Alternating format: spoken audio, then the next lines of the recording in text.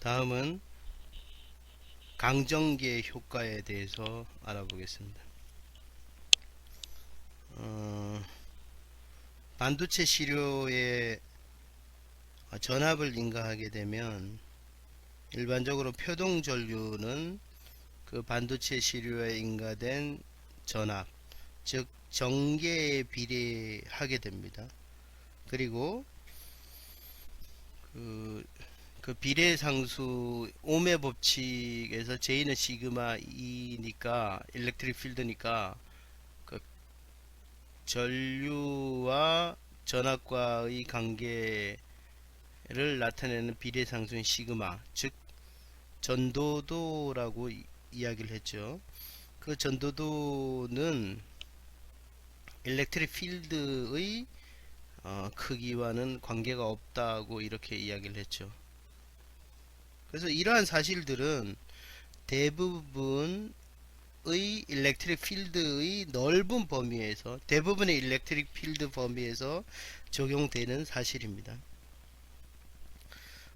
그러나 10의 3승 볼트 퍼 센티미터 이상의 강정계가 즉 아주 높은 전압이, 여기서 이제 표준을 어, 그 강정계라고 하는 기준을 10의 3승 1000 볼트 퍼 센티미터 이상으로 이렇게 정의를 했는데, 어쨌든 그 강정계에서는 전류가 더 이상 전압을 증가함에 따라서 전류가 증가하지 않고 이렇게 전류가 준선형적인, 선형적이 아닌 의존성을 나타내게 됩니다. 그러니까 전압을 인가한다고 계속해서 전류가 거기에 비례해서 증가하지 않게 됩니다. 그렇다면 그 이유가 뭘까를 이제 살펴보면, 강정계에서는 캐리어 표동 속도라는 건 이제 전압을 인가해서 어, 그, 그 전압 때문에 움직이는 그 캐리어의 속도가 평균 열적 속도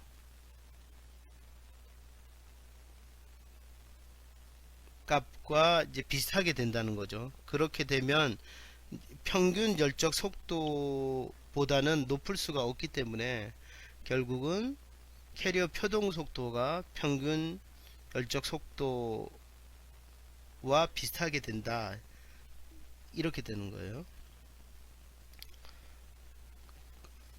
그래서 계속 전압을 인가하면 캐리어 표동 속도는 증가하지 않고 이렇게 이 열적 속도의 값으로 포화된다.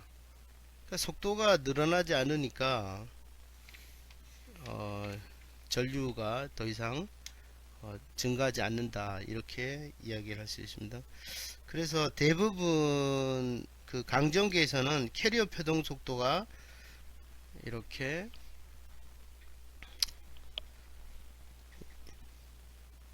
평균 열적 속도 이 상한선에 이렇게 이르게 됩니다. 그래서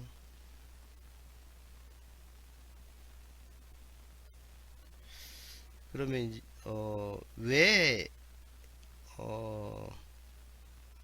이 속도, 캐리어의 속도가 이렇게 포화가 되느냐, 이걸 이제 생각해 보면, 전압을 인가하게 되면 그 전달된 추가 에너지가 캐리어의 속도 증가보다는, 그러니까 캐리어를 속도를 증가시키는데 영향을 주지 않고 오히려 격자 쪽으로 이 전압을 인가하면 그 이상의 1000볼트 센티미터 이상의 전개가 어느 쪽으로 전달되냐면 격자 쪽으로 그 에너지가 전달된다, 이렇게 생각할 수 있다는 거죠. 그래서 캐리어의 속도가 더 이상 늘어나지 않기 때문에 전류는 포화되는 모습을 보인다, 이렇게 설명할 수 있습니다.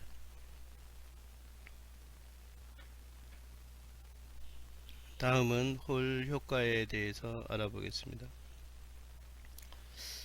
이 그림을 설명하도록 하겠습니다. 이렇게 직사각형이 P형 반도체라고 가정해 보겠습니다. 그래서 P형 반도체에 홀이 표동하는 방향, 홀이 표동하니까 전류가 이렇게 흐른다는 거겠죠. C에서 D로 이렇게 위에서 아래로 이렇게 흐른다는 것을 얘기하고 있습니다. 이때 자기장을 전류가 흐르는 방향과 직각으로 인가를 하게 되면, 그러니까 위에서 이렇게 인가를 하게 되는 거죠. 그럼 수직이겠죠. 즉 전류와 자기장은 수직으로 이렇게 수직 관계를 갖게 되겠죠. 자, 다시 이야기를 하면 P형 반도체의 전류를 길이 방향으로 이렇게 흐르게 하고, 이때 위아래로 수직 방향으로 자기장을 인가하면 전류의 경로가, 즉 전류가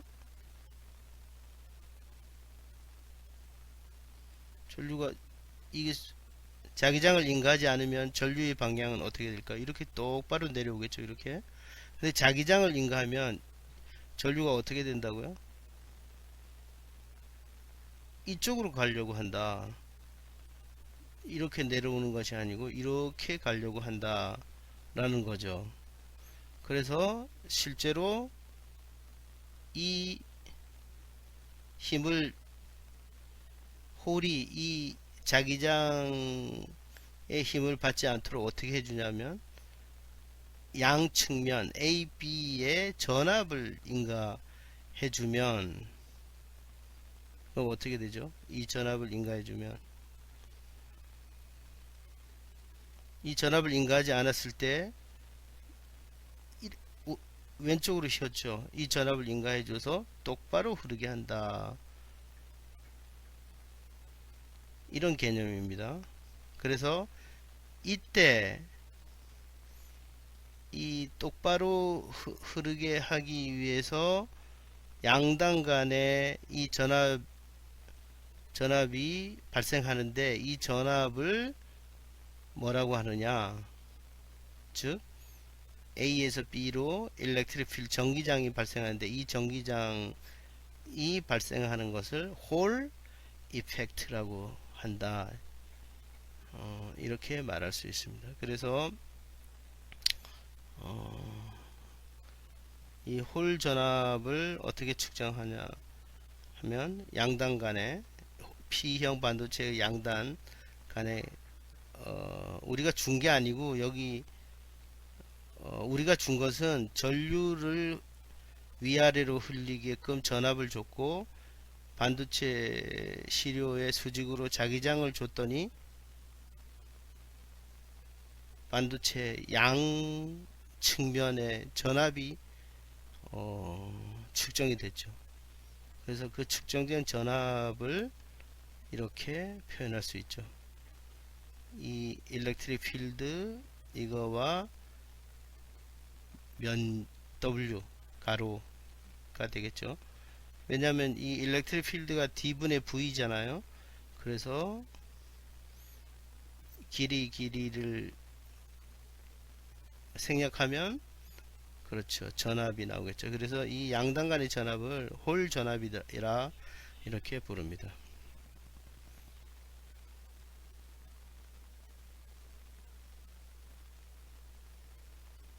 그래서 이 홀들이 이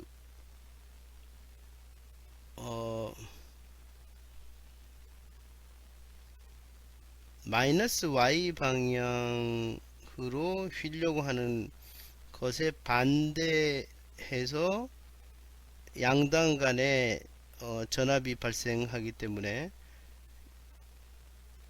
그 이쪽 일렉트릭 필드가 오른쪽으로 발생하잖아요. 그래서 이 오른쪽으로 가게 하는 힘, 그러니까 오른쪽으로 가게 하면 이렇게 똑바로 흐르게 할 수 있는 거죠. 홀들이 C에서 D로, 즉 전류가 C에서 D로 똑바로 흐르게 할 수 있다는 거죠. 그래서 이 오른쪽으로 휘려고 하는 힘, 캐리어, 즉 홀들이 받는 힘은 어떻게 표현할 수 있냐면, 여러분들 책 3-47에 표현한 것처럼 FY는 Q 일렉트릭 필드 Y 마이너스 VX 자기장 G축의 자기장, 이렇게 표현을 했어요. 그래서 실제로 그렇다면 이 일렉트릭 필드가 생기지 않으면 어떻게 될까요? 그러면 이렇게 홀들이 마이너스 Y 방향으로 힘을 받겠죠. 그래서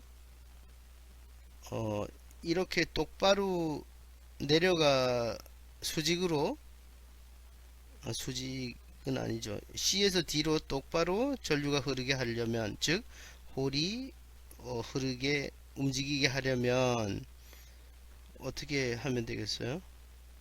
그렇죠. 이 힘과 자기장의 힘과 이 AB 양단에 걸리는 전압이 힘이 같으면, 즉 이 일렉트릭 필드와 수직으로 인가된 자기장의 크기가 같으면 균형을 이루겠죠. 그래서 이런 상태면 이렇게 홀 전류가 C에서 D로 똑바로 흐르겠죠. 그래서 이 VX에 대한 그 표현이 어디 있었냐면,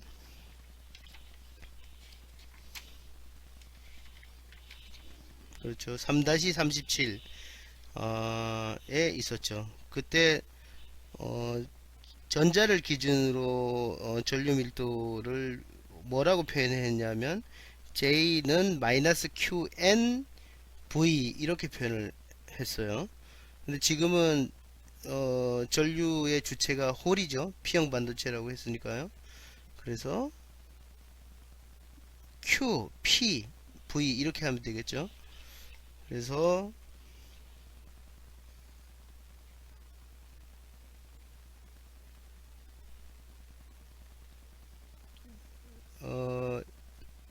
이 VX 대신에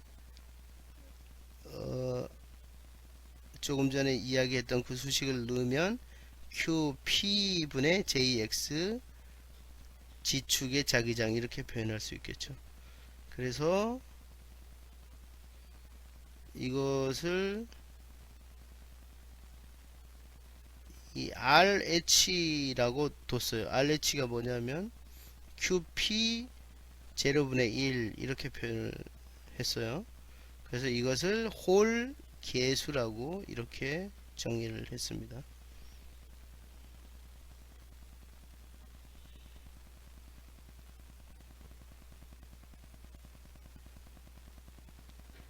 그래서 이미 알고 있는 전류와 자개에 대한 홀 전압을 측정해서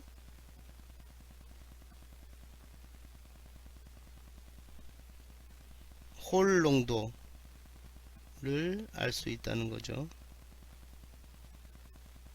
그러니까 이 얘기는 반도체 시료가 P타입인지 N타입인지도 알 수 있고, 또 농도까지도 알 수 있다는 거예요. 이 측정을 하면. 그러면 홀농도 여기서 이제 P타입이라고 했으니까 어떻게 P타입이고 왜 P타입이고 또 그 홀농도가 얼마인지 홀농도에 대한 수식으로 정리해 보면 이렇게 할 수 있는 거죠. 그 P0 이게 홀농도니까요. P0는 QRH분의 1 이 수식에서 이렇게 쓸 수 있죠.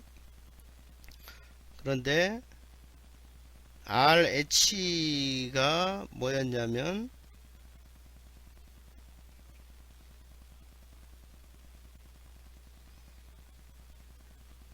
그렇죠. RH가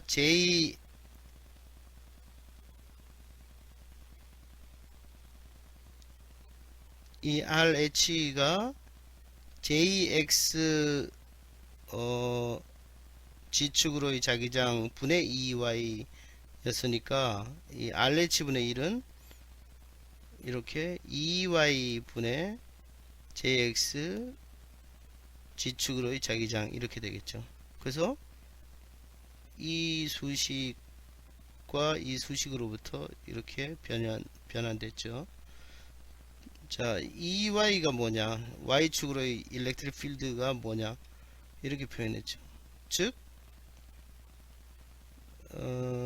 양단 간의 전압이다. AP 양단 간의 전압이다. 그러려면 일렉트릭 필드가 D분의 V니까 D 이 가로 길이로 나눠주면 되겠죠. 곱해주면 되겠죠. 그러면 전압만 나오겠죠.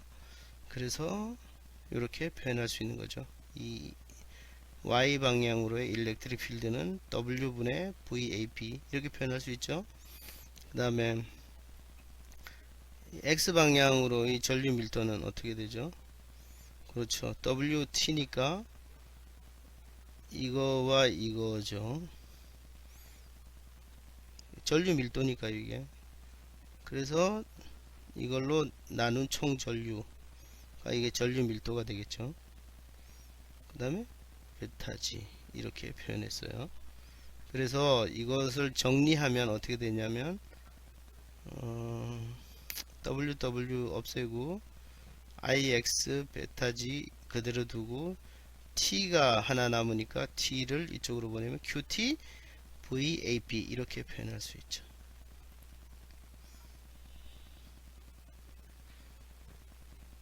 그래서 홀 농도를 어떻게 알 수 있느냐?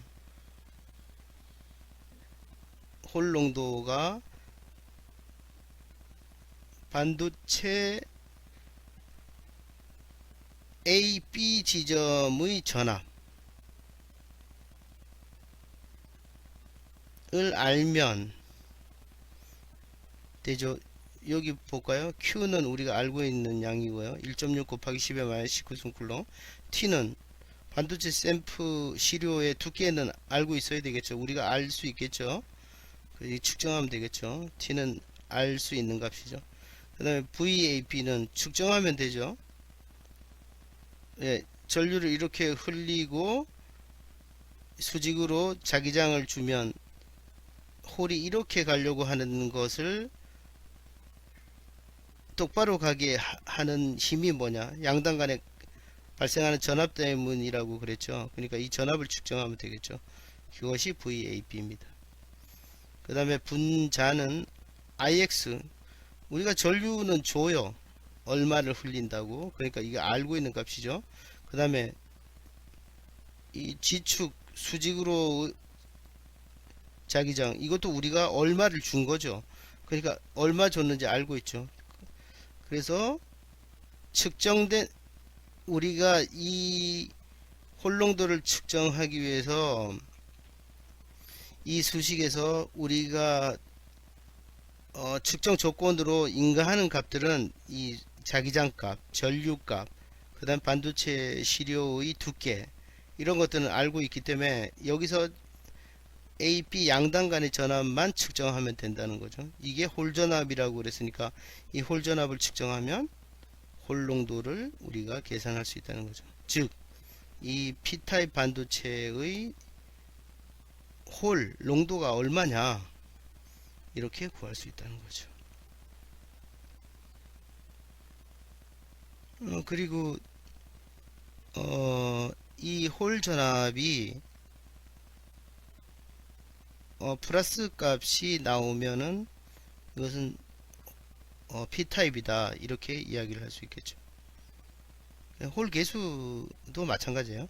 홀 개수가 이렇게 정의된다고 했으니까 홀 전압이 포지티브 값을 띠게 되면 P타입이다. 이게 네가티브 값을 띠게 되면 N타입이다. 이렇게 우리가 알면 되겠죠.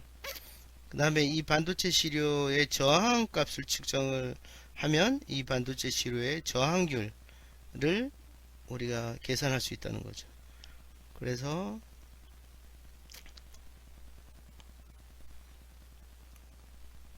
이렇게 표현했었죠. R은 WT 분의 로 L. 근데 이 값을 반도체 시료의 저항을 우리가 측정할 수 있잖아요. 그럼 이 값을 측정하면 로 값을 알 수 있다고 했으니까 이 수식으로부터 이렇게 로는 L분의 RWT 이렇게 되겠죠. 그래서 L, WT 그 다음에 R을 어떻게 그렇죠. I분의 V잖아요. 그러니까 IX가 얼마고 그 다음에 그렇죠. CD 간에 걸리는 전압을 측정하면 되겠죠. 그래서 이 저항값을 알게 되면 저항률을 알 수 있다는 거죠. 그 다음에 이 전도도 시그마가 저항률하고 반비례 관계에 있기 때문에 즉 시그마가 Q 뮤 PP 제로 이렇게 주어졌었죠. P타입이니까요. 한번 확인해 볼까요? 시그마 값은 그렇죠. 이게 시그마 값인데 지금 P타입이니까 요것만 하면 되겠죠. Q 뮤 P 뮤 P 이게 전자만 고려한 거니까요. 홀은 QP, 뮤P 이렇게 보면 되겠죠. 그래서 이렇게 쓸 수 있죠. 다시 이야기하면 이동도는 전도도로부터 이러한 관계를 갖고 있죠. 그래서 우리가 지금 이동도를 알 수 있다는 거예요. 이런 홀 효과로부터. 그래서 Q 그 다음에 P0는 뭐하고 관계, 홀 개수하고 관계 있었죠. QRH 분의 1. 그 다음에 전도도 시그마는 저항률과 반비례 관계를 갖고 있죠. 그래서 로 분의 RH 이렇게 표현할 수 있죠. 그러면 이 로는 이거는 저항을 측정하면 저항률을 계산할 수 있었으니까 우리가 알 수 있는 값이죠. 그 다음에 RH는 QP0분의 1인데 P0를 어떻게 알 수 있냐면 이 양단 A, B 양단 간의 전압을 측정하고 반도체 시료의 두께를 알고 그 다음에 IX 우리가 흘려준 전류 우리가 얼마를 흘려줘야 되냐 이렇게 얘기했으니까 했으니까 알겠죠. 전류값은. 그 다음에 인가해준 자기장 이걸 알면 P0가 나오는 거죠. 그래서 홀개수를 계산할 수 있었죠. 자, 결론적으로 얘기하면 홀 효과를 측정해서 우리가 알 수 있는 것은 홀 캐리어 농도를 알 수 있고 또 이 반도체가 N타입이다 P타입이다를 알 수 있는 거죠. 그 다음에 이 반도체 시료의 저항률도 알 수 있어요. 또 이 반도체 시료의 이동도 차지 캐리어 이동도도 알 수 있다. 이렇게 얘기할 수 있습니다.